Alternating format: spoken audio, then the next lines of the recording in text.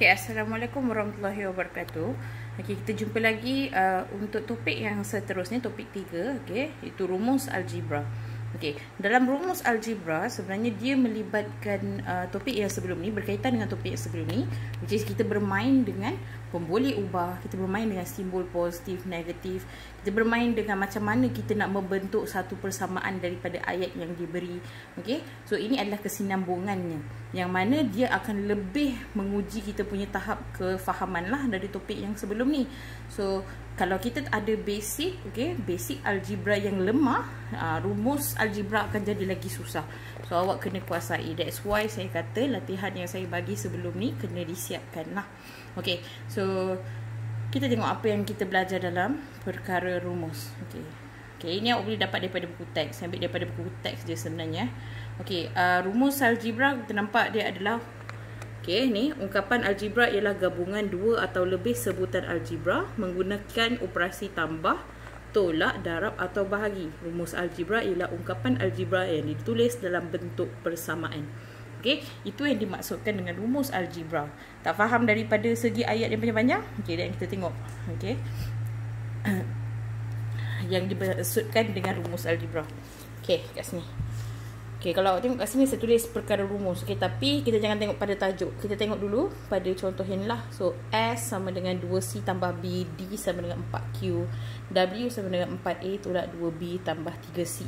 Okay, so dia adalah dalam satu persamaan yang digabungkan menggunakan operasi tambah dan tolak.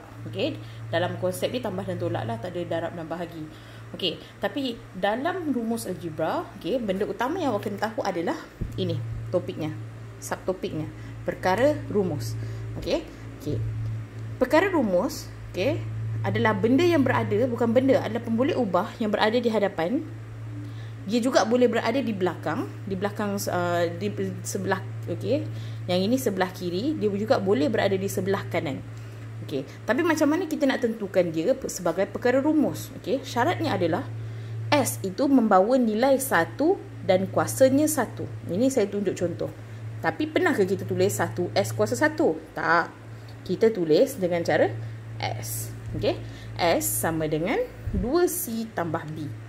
Okey, sama juga dengan D ni. Okey, kita tak tulis 1D kuasa 1. Kita tulis sebagai D. Okey, D sama dengan 4Q. Okey, so W sama dengan 4A tolak 2B tambah 3C.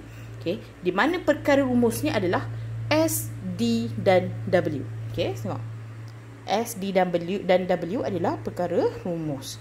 Okey, dan dia boleh berada di sebelah kanan dan kiri bagi suatu persamaan. Apa yang dimaksudkan dengan kanan dan kiri suatu persamaan? Okey, kita ambil contoh yang pertama ni. Okey, saya tulis balik. Okey. Sorry kalau tulisan ni saya ingat. Okey, S sama dengan, okey, 2C tambah B. Okey, sekarang ni kali ni perkara rumus kita adalah S, di mana dia terduduk di sebelah kiri. Okey, kita nak carikan dia di sebelah kanan. Dia adalah 2C tambah B sama dengan S. Kan? Kenapa pula tiba-tiba kita nak pindahkan dia? Tak, sebenarnya dia membawa maksud yang sama. S sama dengan 2C tambah B. 2C tambah B adalah sama juga dengan S. Ibarat 2 kali 5 sama dengan 10. Betul? Okey, 10 sama dengan 2 kali 5. Macam itulah contoh dia. Jangan pula bila awak buat macam ni, awak nak tukar-tukar kooperasi pula. Okey, bila dia dah jadi macam ni, okey, awak boleh, dia adalah perkara rumus. Tapi untuk persamaan yang pertama, perkara rumus kita adalah S di sebelah kiri. Okey, persamaan kita yang kedua adalah S juga sebagai perkara rumus tapi di sebelah kanan. Okey, cuma apa yang nak kita bagi tahu dekat sini, perkara rumus biasanya kita akan, okey, kalau awak buat jalan kerja end up dia jadi macam ni, biasanya kita akan akhirkan dengan S di hadapan. Okey, kita tukar balik. S sama dengan 2C tambah B. Okey. So kena faham betul-betul lah konsep dia. Okey, kalau kita nak jadikan, okey, kat sini D sama dengan 4Q kan. So kita boleh jadikan 4Q sama dengan D. Okey. So apa-apa yang ada di hadap kiri atau kanan, as long as dia adalah kuasa 1, nilainya juga 1, maka dikira sebagai perkara rumus.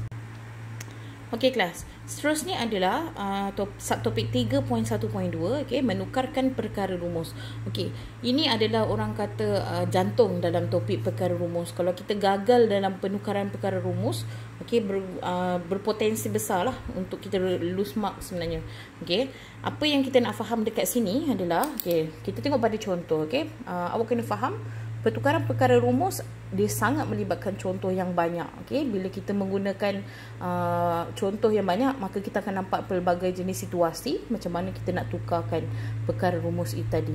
Okay, jadi kalau awak tengok, saya sebenarnya ambil daripada contoh buku teks je.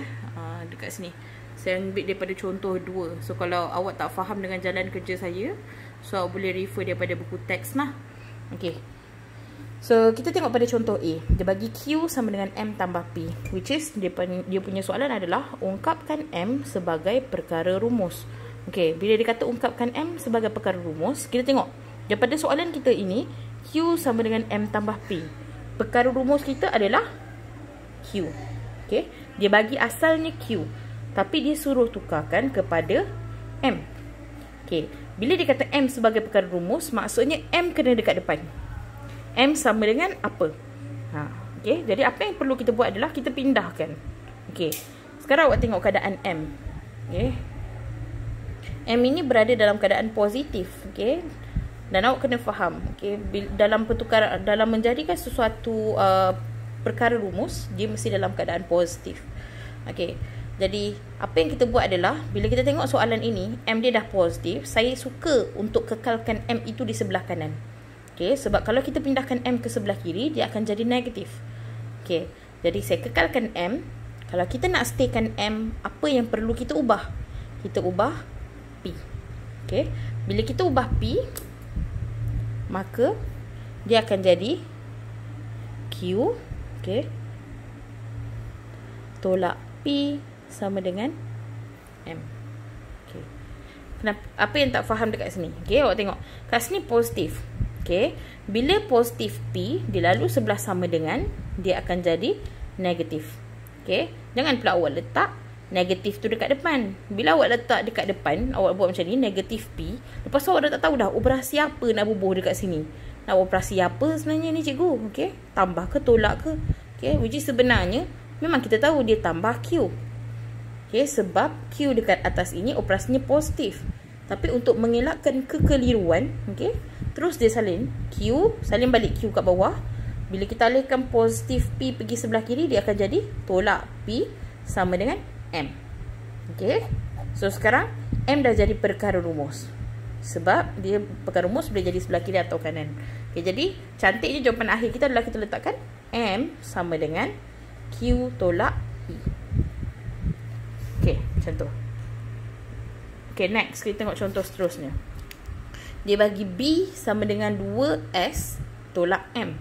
Okay, sekarang M kita dalam keadaan negatif. So, kita pindahkan M ke sebelah kiri. Untuk kita jadikan M itu sebagai positif. Okay, so bila B tambah M sama dengan 2S. Okay, ini salin balik lah. B ni kita tak pindah lagi. Okay, seterusnya kita nak jadi perkara rumus, M ni kena dia sahaja. B ni tak boleh ada sebelah dia. Maka kita pindahkan B ke sebelah kanan. B ini asalnya dalam keadaan, bila tak tulis maksudnya positif. Okay, so bila dia lalu sebelah sama dengan, maka dia akan jadi negatif. So M sama dengan 2S, okay, tolak B.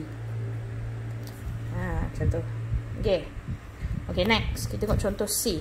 Dia bagi A sama dengan 5/2M. Okay kelas, ini per ini, okay, maksudnya dia dah darab. Darab, kalau dia nak lalu sebelah sama dengan, dia akan jadi 5/2M adalah bahagi. Darab pula.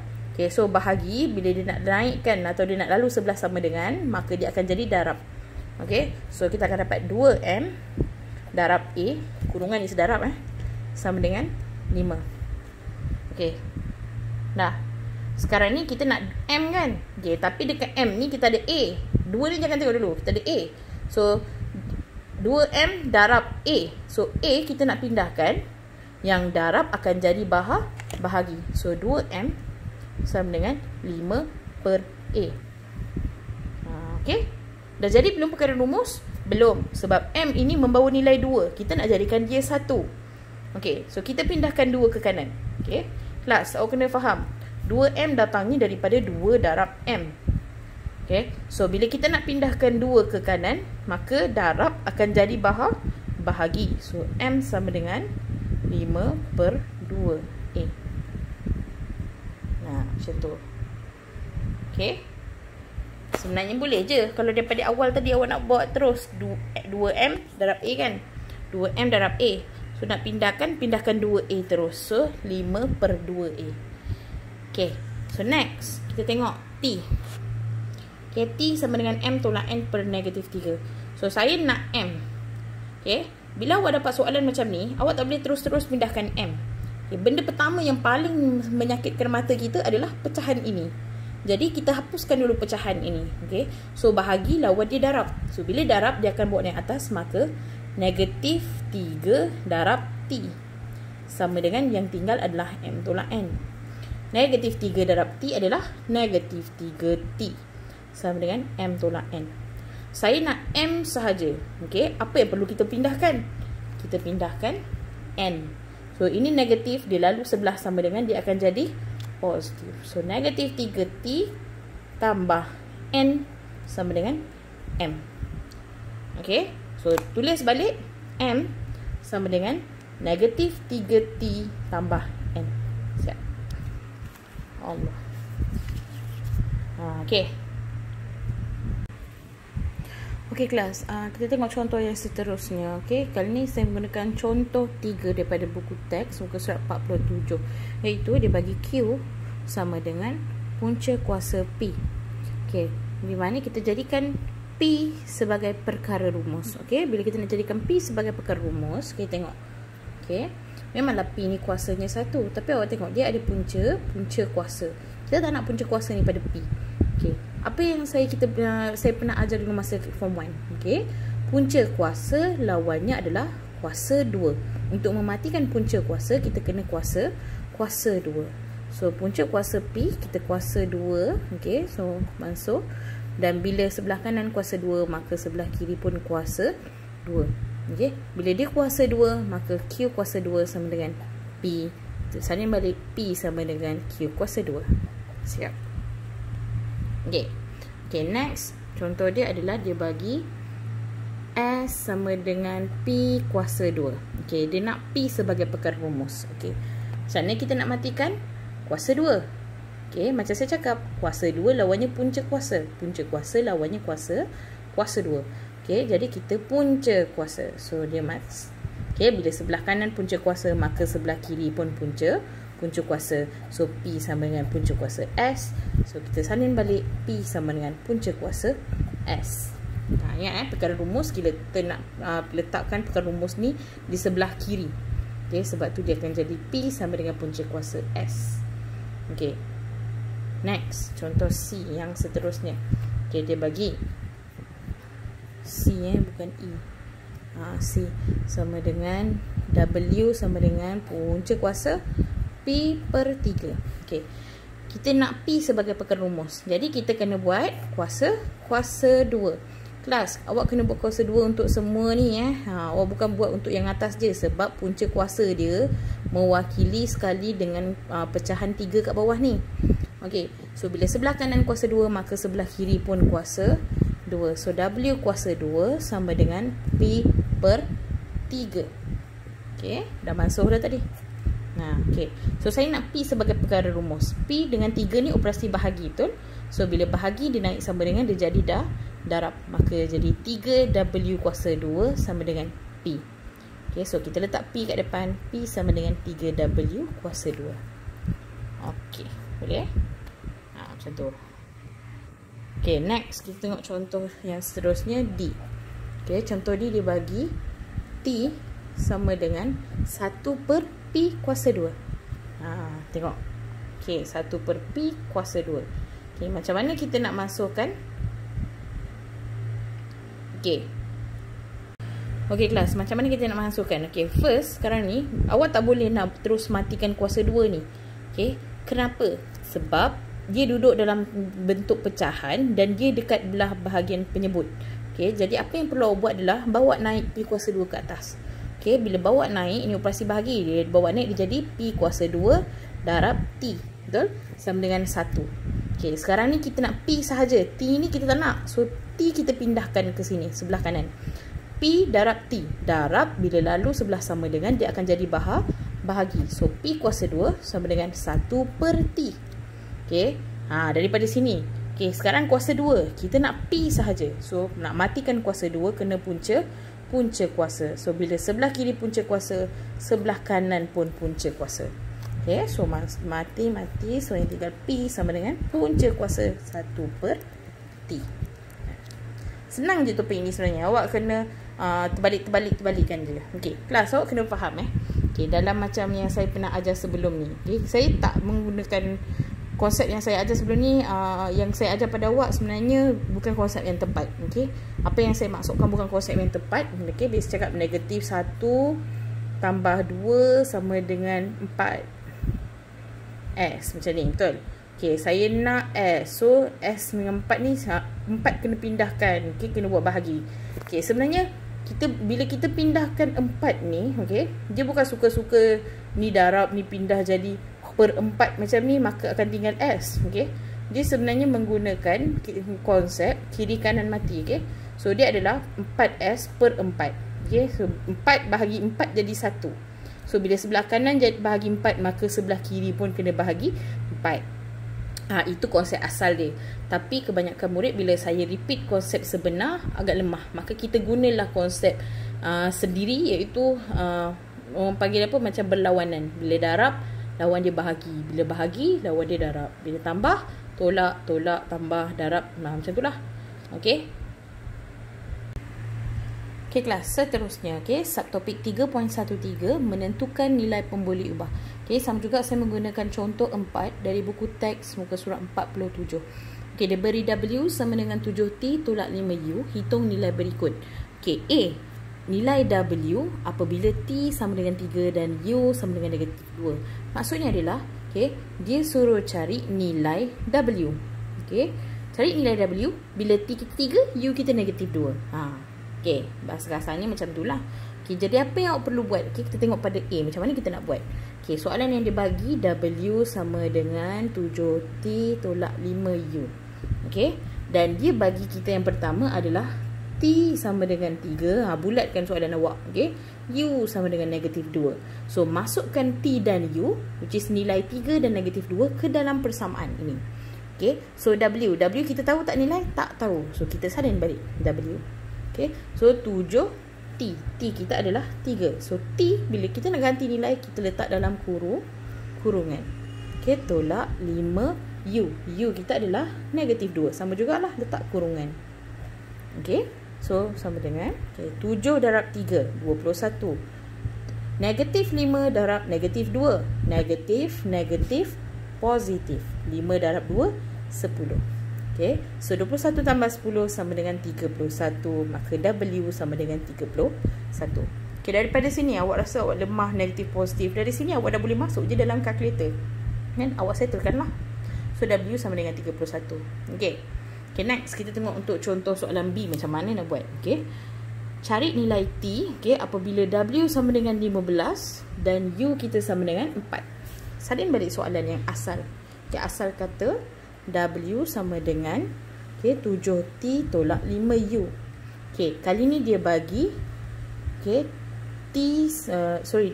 Dia bagi W sama dengan 15 dan dia bagi U sama dengan 4. Okay, so masukkan dalam persamaan.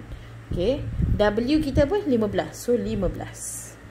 Cikgu kena letak kurungan ke? Tak perlu dah lah. Okay, 15 tak perlu letak kurungan sebab tak ada nombor lain pun dekat W. Maka letak 15 terus. Okay, sama dengan 7. Okay, T tahu tak nilai T? Dia bagi tak nilai T? Tak bagi kan? Dan soalan pun memang suruh cari T. Memanglah dia tak bagi nilai T. Okay, maka kalau tak tahu, sulit saja balik T. Okay, tolak 5U. U apa?